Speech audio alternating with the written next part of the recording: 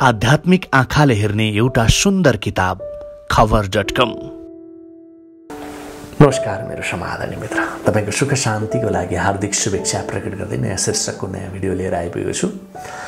कार्तिक 28 गते 13 वटा दियो बालेर यो मन्त्र 13 पटक जाप गर्नाले, उच्चारण गर्नाले तपाई धन्यवान बन्नुहुनेछ।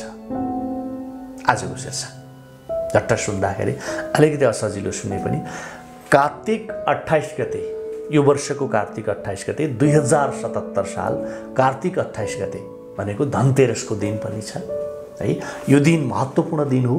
तपाईले धनतेरसको यो महत्त्वपूर्ण दिनलाई सही तरिकाले प्रयोग गर्न सक्नुभयो भने तपाई धन्यवान हुनुहुनेछ। 13 वटा दियो बालेर तपाईले यो मन्त्र 13 पटक उच्चारण गर्नुपर्ने हुन्छ। कुन मन्त्र म यो भिडियोमा बताउँछु, भिडियो अन्तसम्म हेर्नु होला। हाम्रो दोस्रो महान चाडको सन्दर्भ पनि छ, यम पञ्चकको समय पनि छ है। यो खुसियालीको अवसर पनि हो, झिलिमिली बत्तीको चाड पनि हो, यो बत्तीको पर्व पनि हो।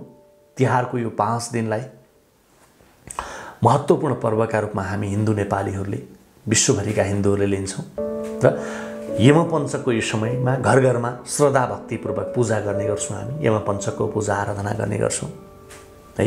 र दियोसँग सम्बन्धित पर्व पनि भएको कारणले हामीले घरमा उज्यालो बनाउने, झिलिमिली पार्ने पनि गर्छौँ। यो तपाईँ हामी सबैलाई थाहा भएको कुरा हो, तपाईँले पनि गर्न सक्नुहुन्छ। भने यो माटोको नयाँ दियो किनेर ल्याउनुहोस् है। तपाईँले यो 28 गतेका दिन जुन विधि तपाईँ गर्दै हुनुहुन्छ त्यो मात्रै नभएर यो यमपञ्चकको बेलामा तपाईँले माटोको नयाँ दियो किनेर ल्याउनुहोस्। सक्नुहुन्छ भने बरु आफै आजको दिनबाट नै तपाईले सफा माटो ल्याएर दियो बनाउन पनि सक्नुहुन्छ आफै हैन। 1-2 दिनमा सुक्छ हैन, सुकिहाल्छ। सक्निन्छ आफै बनाउनुहोस् हैन।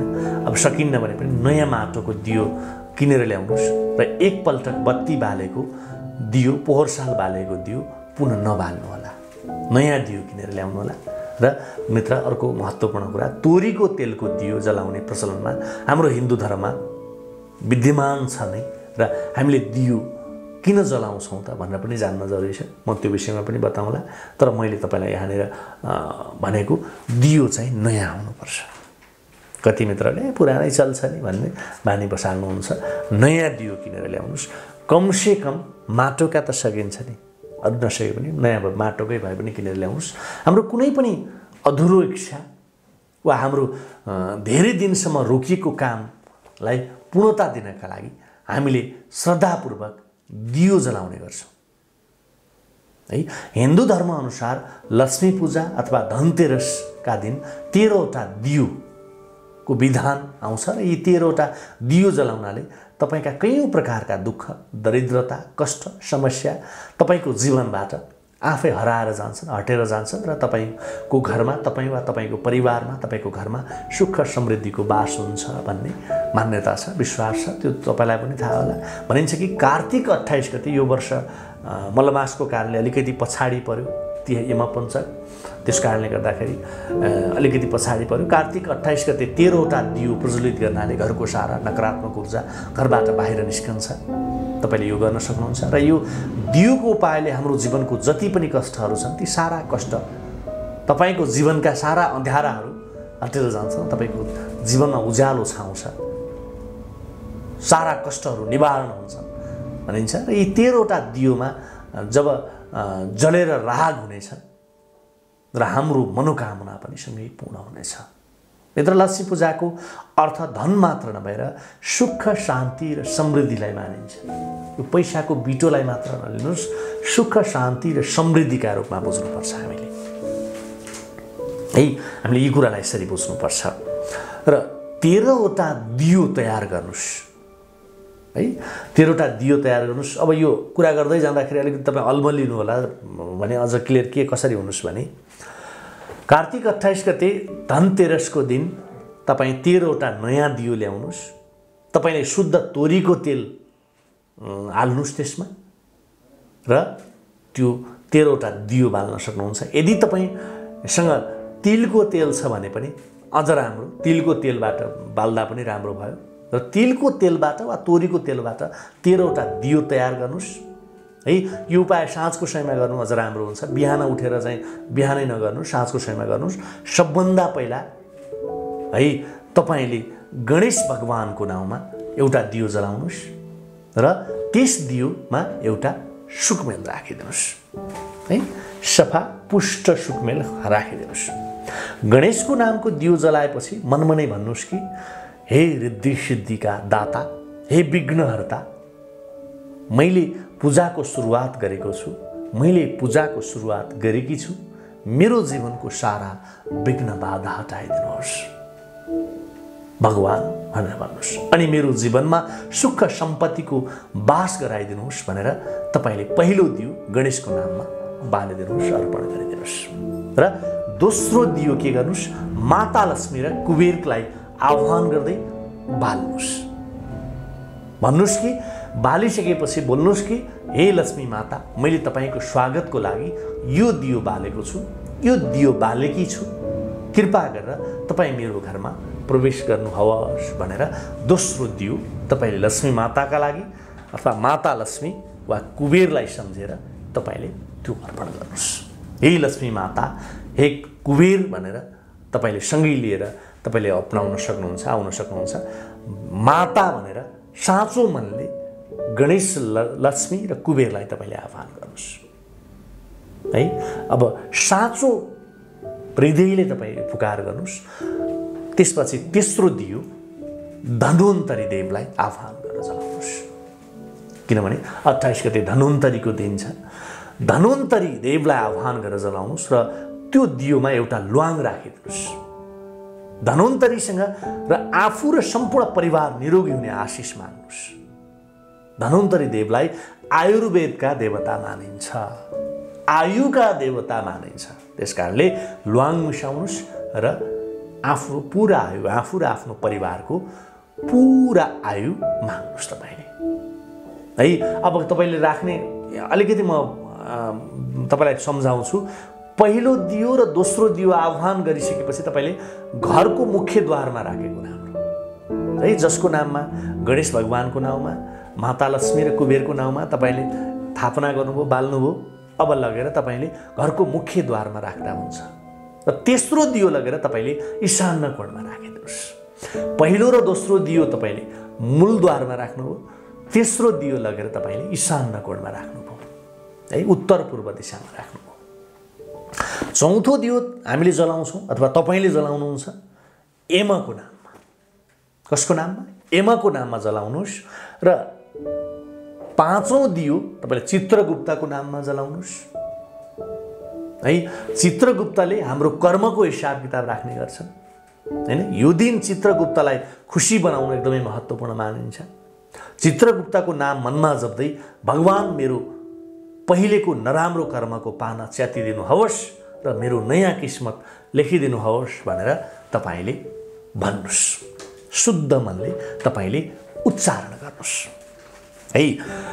र अब छैटौँ दियो हामीले जब जलाउँछौँ, तपाईँले जब जलाउनुहुन्छ तुलसी माताको लागि जलाउनुहोस्। जुन घरमा हराभरा तुलसीको बोट हुन्छ त्यो घर सौभाग्यशाली हुन्छ, भरपूर्ण मानिन्छ सौभाग्यले। र यो तुलसी माताको दियोमा 7वटा मुङका गेडा राखिदिनुहोस्। मुङ दाल नपारेको मुङ है, 7वटा मुङको गेडा राखेर यो दियो तुलसीलाई धेरै तातो नलाग्ने गरी मठमा लगेर राखिदिनुहोस्। बोट नजल्ने गरी, नडढ्ने गरी मोठमा लगेर राखिदिनुहोस्। 7औँ दियो हामीले जलाउँछौँ कसको लागि? पानीको स्थानमा। 13वटा दियोको कुरा गरेका छौँ नि हामीले। पानीको स्थानमा जहाँ धारा इनारहरू हुने गर्छन् है, जहाँ पानीका धारा इनारहरू छन् त्यहाँ लगेर तपाईँ पानी भएका ठाउँमा हाम्रा पितृहरू बसेका हुन्छन् हैन, त्यहाँ लगेर तपाईँले 7औँ दियो बालिदिनुहोस्। 8औँ दियो हामीले जलाउँछौँ। 8औँ दियो तपाईँ जलाउनुहुन्छ गौमाताको नाममा।